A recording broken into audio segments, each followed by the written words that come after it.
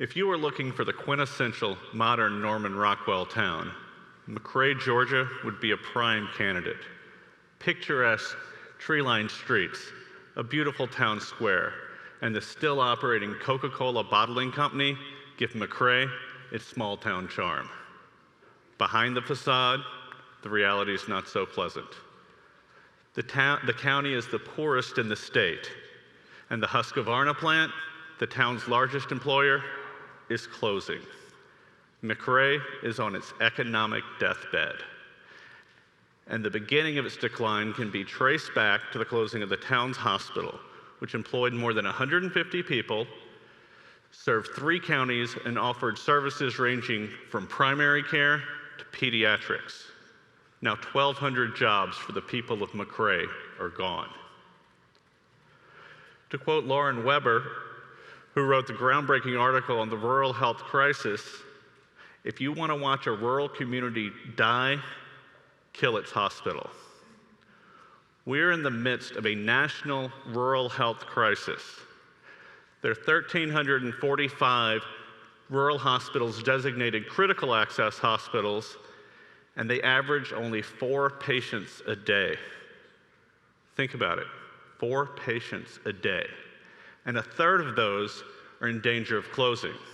In Georgia, which is ground zero for the rural health crisis, the average rural hospital only has 3 days of cash on hand, not enough to cover payroll if Medicare is slow with reimbursement, which is their primary source of revenue. How did it get to be so bad?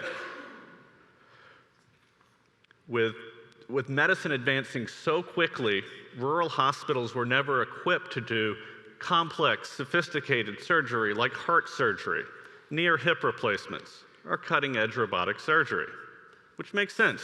They were never designed to do that. They were designed to provide critical general health care for the communities they serve, to set the arm of a kid who fell from a tree, to take care of a grandmother who catches pneumonia, or to help a farmer who's had an accident in the field. So the broader healthcare system evolved where if you needed complicated, significant surgery, you traveled to a large hospital in a big town, and then after a few days of recovery, you come back to your local rural hospital where they can focus on your rehab. You can be surrounded by your family and friends. And by the way, your stay generates revenue, keeping that hospital open. Sounds logical and seems like common sense, and pretty simple. But if you understand anything about healthcare, nothing is ever as simple as it should be. Somewhere along the way, in this complex system of just misguided focuses and resources stretched too thin, the system broke down, leaving rural hospitals desperate to keep their doors open, while urban hospitals remain overcrowded and just can't handle this excess demand. But what does that have to do with those of us who live in big cities? We've got hospitals every few miles, and access to specialist care pretty much whenever we need it. Well, if you've been to an emergency room lately, or tried to schedule non-urgent surgery, you've likely been affected by the rural health crisis more than you know. Overcrowding in the emergency room, long waits to schedule surgeries, and the massive hospital bills most of us have experienced are all exacerbated by the rural health crisis. To give you an example, let's talk about somebody we're going to call Great Uncle Bob. Bob lives in Alma, Georgia, and he needs knee replacement surgery. So he has to travel 2 hours to Savannah to have the procedure done because his local hospital can't provide it. Once Bob is medically stable, he should go to rehab.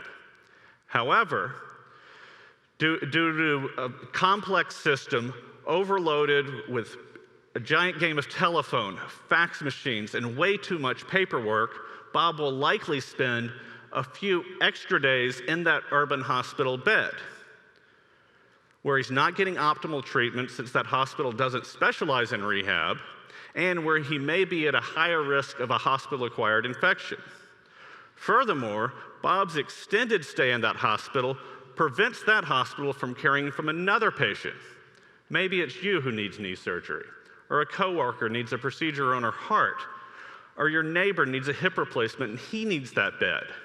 So Bob isn't getting the care he needs at the optimal location.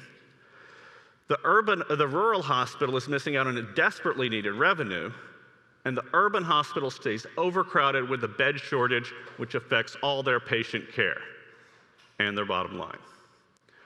But there is another way. 4 years ago, a college friend of mine who's a doctor called me while I was in Thomasville, Georgia. He knew about my background working with and turning around distressed companies like Regal Cinemas and U.S. Steel. He explained the dire situation of rural health care and suggested we work on the problem. I like a challenge, so around 3 years ago, I moved to Augusta and we began working with the Medical College of Georgia's rural office to try and find a solution. We found one. Redesign healthcare in rural hospitals to focus on rehabilitation.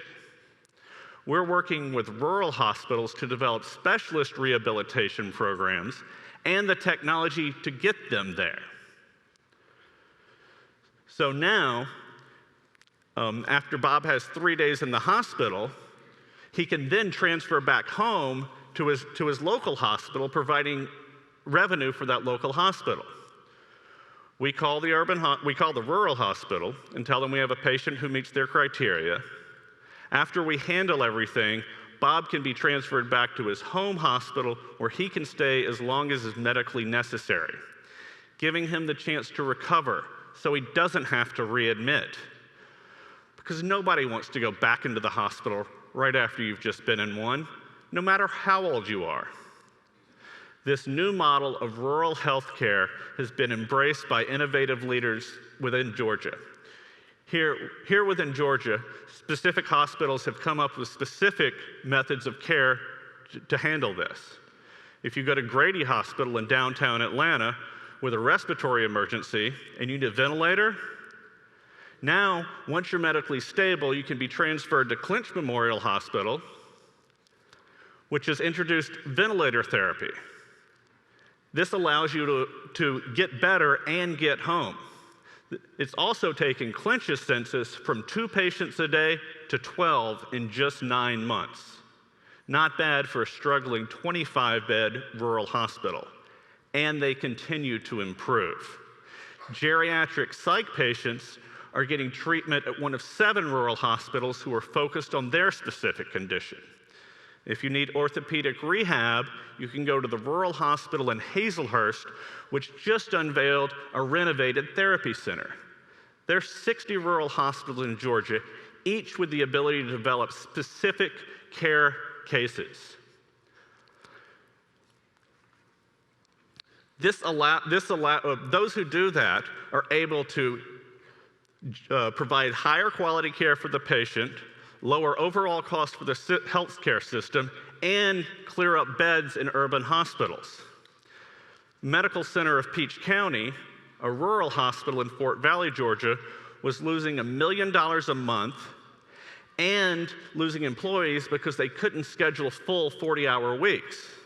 Since they started focusing on rehabilitation 3 years ago, they've gone from 3 patients a day to 20 and are now generating $1 million a month and able to keep 180 employees on a full-time schedule. If we're able to increase by even 1 patient a rural hospital census, we can impact their annual revenue by up to $750,000. What does this mean for you? This means lower healthcare costs, an improved state tax base, and shorter waiting times at the urban hospitals. For this model to work everywhere, we need large health systems to come on board. With their support, this model can help more people like Bob. And for every Bob and families like his, this means shorter waiting times and recovery periods, meaning they can get back to enjoying their life. And ultimately, isn't that what healthcare is supposed to provide? Thank you.